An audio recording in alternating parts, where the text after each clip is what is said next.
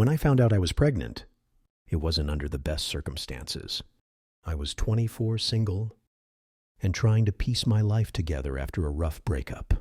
The news was overwhelming, to say the least. But as I stared at those 2 pink lines, I felt a spark of something I hadn't in a long time. Hope. This baby was unplanned, yes, but she was mine. And I already loved her more than anything in the world. My Aunt Carol, my mother's older sister, had always been a dominant figure in my life. She was the matriarch of the family, the one everyone turned to for advice or approval. Growing up, she had filled a maternal role for me. When my own mother was emotionally distant, Carol often spoke about faith, family, and doing the right thing, which in her eyes always seemed to align with her personal opinions. When I told my family about the pregnancy, reactions were mixed. Some were supportive, others concerned. But Carol's reaction was different. She didn't congratulate me or even express worry. Instead, her first question was, "What are you planning to do with the baby?" The question caught me off guard. "What do you mean?" I asked cautiously. "Well," she began, her tone dripping with self-righteousness, "this is a big responsibility, and you're not exactly in the best position to raise a child. But God works in mysterious ways, and maybe this is His plan for someone else." I felt a chill run through me. Someone else? She smiled, the kind of smile meant to be comforting, but instead felt cold. "You know how much your cousin Emily has struggled. She and David have been trying for years to have a baby, but it just hasn't happened for them. They're such a strong, godly couple, and they would give that baby the kind of life you could only dream of providing. Emily, her daughter, had indeed faced years of infertility. I had sympathy for her. How could I not?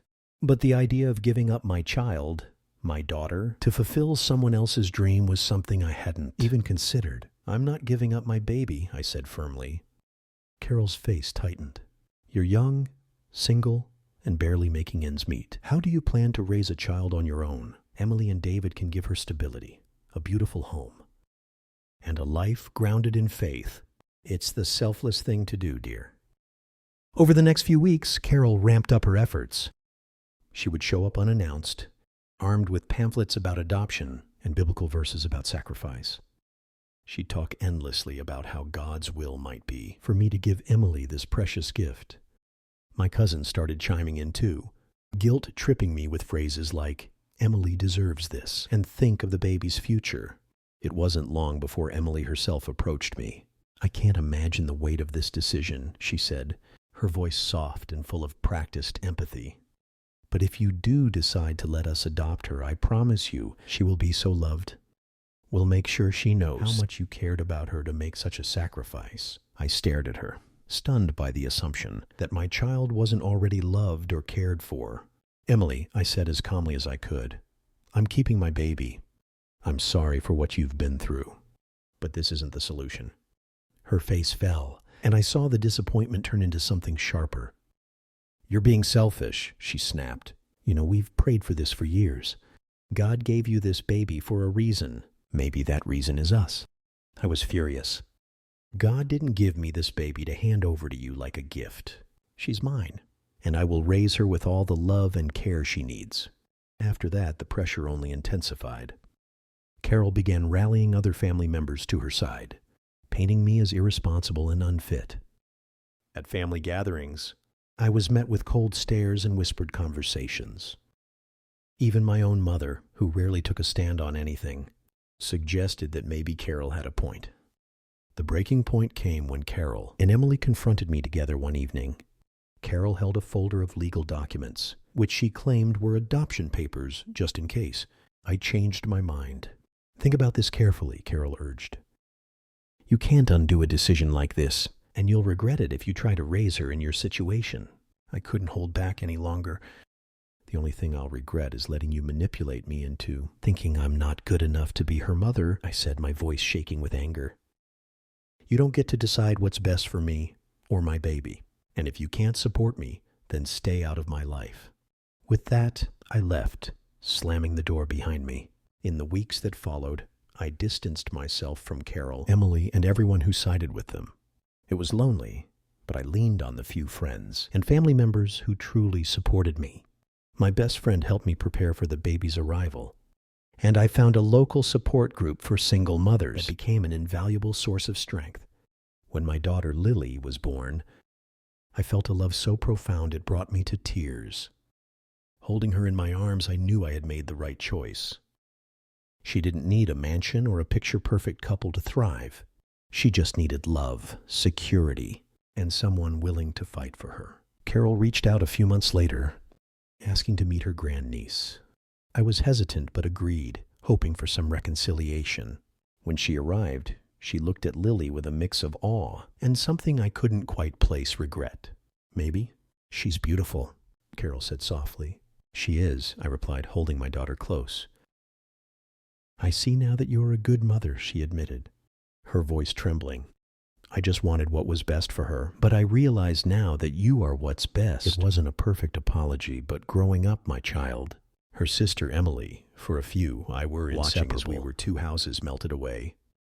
Sharing secrets, dreams, she never apologized. An unspoken bond remained distant, and I was okay with that. I knew my boundaries and our differences became more pronounced.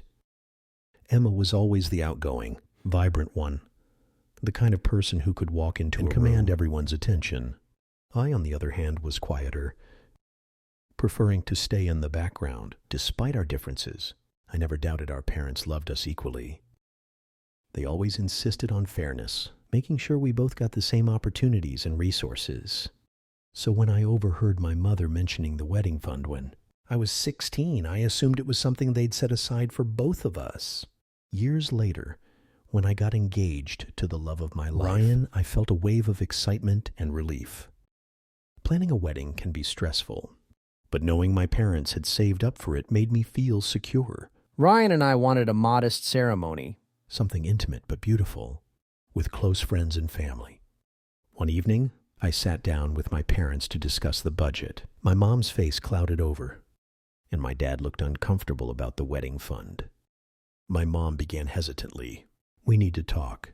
My heart sank as they explained. Years ago, when Emma got engaged to her high school sweetheart, they decided to use the entire wedding fund for her celebration. It was such a big moment for her, my mom said, as if that justified everything. And she wanted a large wedding. We didn't have the heart to say no. I sat there stunned. Emma's wedding had been a grand affair. Hundreds of guests, a designer dress, and a reception at a 5-star venue. I had been happy for her at the time, never imagining it came at the expense of my own dreams. But what about me? I asked, my voice barely above a whisper. We didn't think you'd mind, my dad said awkwardly. You've always been so understanding, so low maintenance. We thought you'd be okay with something simpler. Something simpler. My wedding wasn't even in their equation anymore. I tried to process their words, but anger and betrayal surged through me. It wasn't just about the money. It was about the blatant favoritism, the assumption that my dreams and milestones were less important than Emma's. When I confronted Emma, she was defensive. It's not my fault they used the fund for my wedding, she said, shrugging. Maybe you should have said something sooner. I couldn't believe her lack of empathy. I didn't say anything because I trusted them to treat us equally, I snapped. Ryan was my rock through it all. We'll figure it out, he said, holding my hand. We don't need their money to have a beautiful wedding. Determined to move forward, we scaled back our plans and started saving aggressively. We decided on a small outdoor ceremony surrounded by nature with a simple reception at a local community hall. It wasn't the fairy tale wedding I'd imagined, but it felt right for us. As the wedding day approached, my parents began to sense the tension. My mom tried to justify their decision again, saying they'd assumed Emma's wedding was a once-in-a-lifetime event. And yours isn't? I shot back, tears brimming in my eyes. Do you even realize how much this hurt me? My dad tried to apologize, but it felt hollow. They offered to contribute a small amount toward my wedding, but it was clear they couldn't undo the damage. On the day of the wedding, I focused on the love Ryan and I shared. As I walked down the aisle, surrounded by the people who truly cared about us, I realized that this moment was about more than a lavish venue or an expensive dress. It was about commitment, partnership and the start of a new chapter. After the ceremony, Emma approached me. For the first time, she seemed genuinely remorseful. "I didn't realize how much this affected you," she said softly. "I'm sorry. I should have supported you more." Her apology meant something, but it couldn't erase the hurt. "I appreciate it," I said. "But this isn't just about you. It's about them treating us differently. I need time to process everything." Over the months that followed, my relationship with my parents became strained. They tried to mend things, but trust isn't something that can be easily rebuilt. I focused on my marriage and the life Ryan and I were creating together. Eventually, I learned to let go of the resentment. My wedding may not have been the grand celebration my parents had envisioned for Emma, but it was perfect for me. It reminded me of what truly mattered: love, resilience, and the family Ryan and I were building together. For as long as I could remember, my sister, Clara, had always been the center of attention. She was older, prettier, more confident, everything I wasn't. Our childhood was filled with her constant taunts, her subtle digs at my appearance, my interests, my achievements, or lack thereof. If I excelled in something, she'd make sure to overshadow it. If I struggled, she would highlight it to everyone around. It wasn't just teasing, it was relentless bullying. And worse, our parents rarely intervened. "She's just joking," they'd say, brushing off her cruelty as sibling banter. By the time I moved out for college, I thought I'd finally escaped her grip. I poured myself into my studies, built friendships, and slowly began to feel confident in my own skin. Still, the emotional scars from Clara's torment lingered. Every family gathering was a reminder of how small she made me feel, so I began skipping them. Excuses like work commitments or travel plans became my armor, keeping me away from her. Then, out of the blue, I received an invitation to her dinner party. The card was elegant, embossed with gold lettering and read, "You're warmly invited to a celebration of love, family, and new beginnings." For a moment, I wondered if it was a mistake. Why would Clara, of all people, want me there? I debated for days. Part of me didn't want to go, fearing it was another trap to humiliate me. But another part, the small child, still yearning for her sister's approval, whispered, "What if this is her way of apologizing?" Against my better judgment, I RSVP'd yes. The night of the party, I spent hours getting ready. I wanted to look confident, to show her that I was no longer the timid girl she once tormented. I arrived at her grand home, a sprawling estate, buzzing with laughter and clinking glasses. The moment I stepped through the door, though, I felt the weight of her presence. Clara greeted me with a wide smile, arms outstretched as if we'd always been close. "You made it," she exclaimed, pulling me into a tight hug. Her perfume was overwhelming, and her laughter rang louder than it needed to. "Everyone, this is my sister," she announced, drawing all eyes to me. The room was filled with strangers, her friends, her colleagues, her in-laws. They all looked polished, successful, and intimidating. As I navigated small talk and polite smiles, I couldn't shake the feeling that something was off. Clara was too warm, too accommodating. It wasn't like her. Dinner was announced, and we moved to the lavishly decorated dining room. Crystal chandeliers cast a golden glow over the long table, adorned with fine china and fresh flowers. I was seated at the far end, away from Clara, sandwiched between two people engrossed in their own conversation. Midway through the meal, Clara stood to make a toast. Her voice was honeyed, dripping with charm. "I've always believed family is the cornerstone of who we are," she began, her eyes scanning the room. "And tonight, I want to celebrate not just this beautiful gathering, but also a special person who's here with us." My heart quickened. Was she talking about me? "To my sister," Clara continued, raising her glass. "She's overcome so much to be here tonight. I've always admired her resilience. Even when we didn't see eye to eye." The room erupted in polite applause, and I forced a smile, feeling every pair of eyes on me.